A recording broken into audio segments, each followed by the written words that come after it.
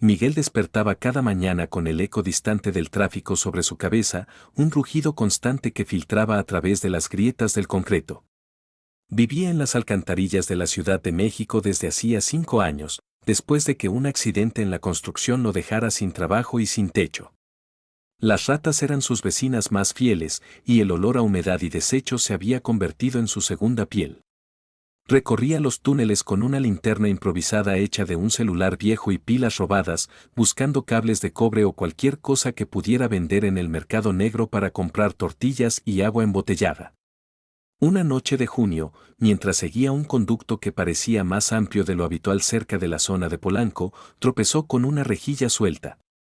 Empujó con el hombro y el metal se dio con un chirrido oxidado.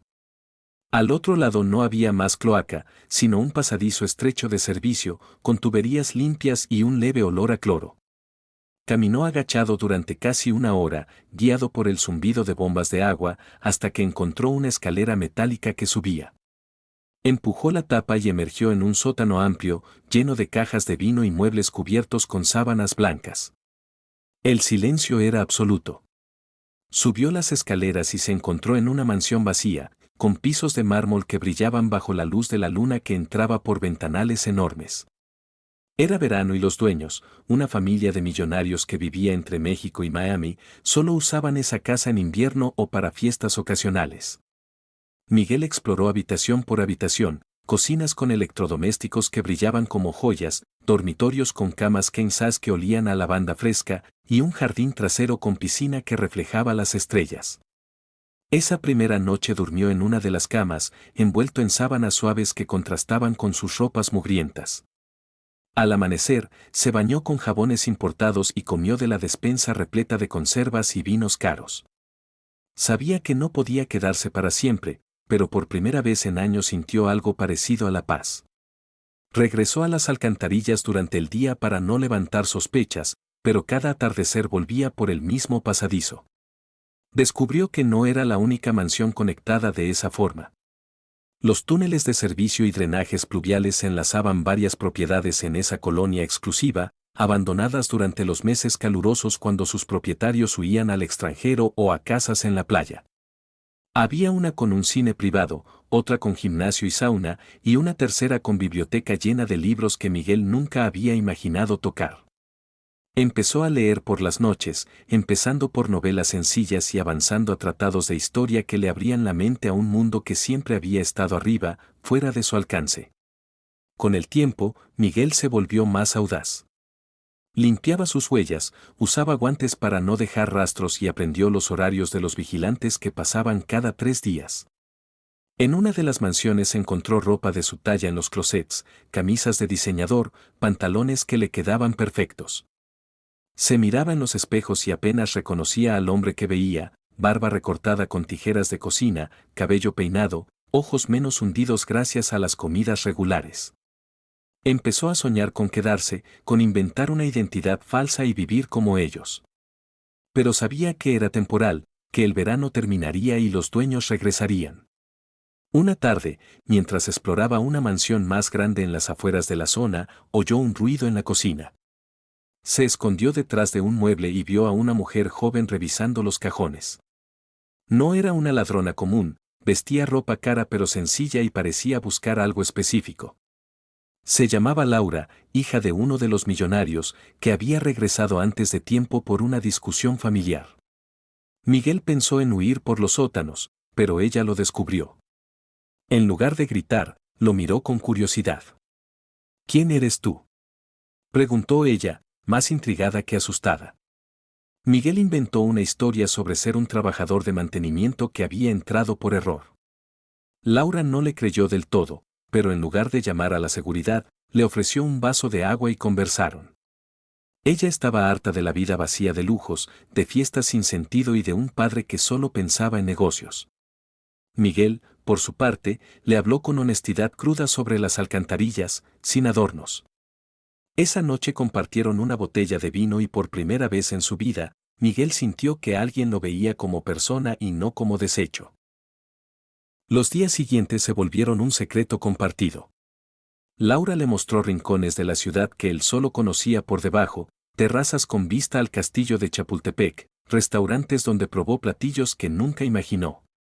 Miguel le enseñó los túneles, los ríos subterráneos que aún corrían bajo la metrópolis, las historias de los que sobrevivían abajo. Entre ellos creció una atracción extraña, hecha de mundos opuestos que se atraían como imanes. Pero Miguel sabía que era frágil. Un día, mientras estaban en la piscina, llegó un mensaje al teléfono de Laura: su familia regresaba en una semana. La despedida fue amarga. Laura le ofreció dinero, contactos para un trabajo real, pero Miguel rechazó la mayor parte. Tomó solo lo suficiente para empezar de nuevo arriba. Regresó una última vez a las alcantarillas a recoger sus pocas pertenencias, una foto vieja de su madre, un cuchillo oxidado y su linterna. Antes de salir para siempre, miró el pasadizo que lo había llevado a otro mundo y lo selló con piedras y alambre. Arriba, en las calles de la Ciudad de México, el calor del verano seguía implacable. Miguel consiguió un trabajo en una constructora gracias a un contacto que Laura le dio en secreto. Vivía en un cuarto pequeño en la colonia Roma, pero cada noche recordaba las mansiones vacías, los libros, las piscinas y la mujer que había visto en él algo más que un habitante de las sombras. A veces, cuando llovía fuerte y las alcantarillas se inundaban, se preguntaba si otros como él descubrirían los mismos pasadizos. Pasaron los meses y Miguel cambió. Ya no era el hombre que huía de la luz. Aprendió un oficio, ahorró dinero y hasta empezó a estudiar por las noches. Laura lo llamaba de vez en cuando, conversaciones cortas y cargadas de nostalgia. Nunca volvieron a verse de la misma forma, pero el recuerdo de ese verano en las mansiones vacías se convirtió en el motor que lo impulsaba. En las profundidades, las alcantarillas seguían fluyendo, indiferentes a las vidas que rozaban sus bordes. Miguel caminaba ahora por las aceras, mirando hacia arriba a los edificios iluminados, sabiendo que debajo de todo eso existía otro universo. Y en ese equilibrio frágil entre arriba y abajo, encontró su propio camino, uno que nadie más podía reclamar. Los años pasaron y la ciudad creció más caótica, con más túneles y más mansiones vacías en temporadas. Miguel nunca regresó a las cloacas como residente, pero a veces, en noches de insomnio, bajaba a los accesos conocidos y dejaba comida o ropa para quien pudiera necesitarla. Era su forma de agradecer al submundo que lo había salvado y al mundo de arriba que lo había recibido. Laura se casó con alguien de su círculo, pero enviaba mensajes ocasionales preguntando cómo estaba el hombre de las alcantarillas. Una tormenta fuerte azotó la ciudad años después.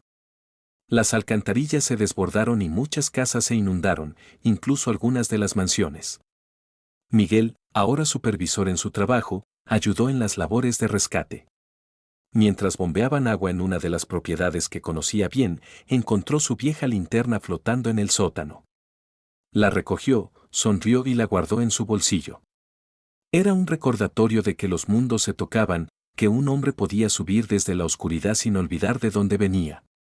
Y así, en la inmensa Ciudad de México, donde millones luchaban cada día por un pedazo de cielo, Miguel vivía su historia sin títulos ni fanfarrias, solo con la certeza de que había descubierto no solo mansiones vacías, sino una versión de sí mismo que nunca imaginó posible. Cada paso que daba en la superficie llevaba el eco leve de las aguas subterráneas, un susurro constante que le recordaba su origen y su transformación. La historia continúa con más detalles de su vida diaria, exploraciones adicionales en otros túneles conectados a zonas como Lomas de Chapultepec y Santa Fe, donde encontró incluso más propiedades desocupadas. Miguel desarrolló un mapa mental de estos accesos, evitando siempre las zonas vigiladas por cámaras o guardias privados. En una ocasión ayudó a otro habitante de las calles a refugiarse temporalmente, enseñándole los trucos para no dejar rastros. Su relación con Laura evolucionó a una amistad profunda pero distante, marcada por regalos anónimos que ella dejaba en lugares convenidos.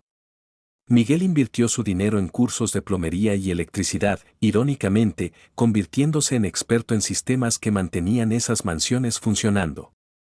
Con el tiempo abrió un pequeño negocio de reparaciones, contratando a personas en situación similar a la suya. La ciudad seguía su ritmo frenético, con sus contrastes brutales entre pobreza extrema y opulencia, y Miguel se convirtió en un puente silencioso entre ambos mundos, sin buscar reconocimiento, solo viviendo el presente con la gratitud de quien ha visto ambos lados del espejo. Las lluvias de verano siempre le traían recuerdos, y en esas noches caminaba por las calles mojadas, escuchando el agua correr bajo sus pies, sabiendo que la vida podía cambiar en un pasadizo inesperado. Miguel nunca contó su historia completa a nadie. La guardaba como un tesoro personal, un relato de supervivencia y descubrimiento que lo definía más que cualquier posesión material. En las alcantarillas de CDMX, bajo el peso de una de las ciudades más grandes del mundo, había encontrado no solo refugio temporal, sino la llave para salir de su propio laberinto interno.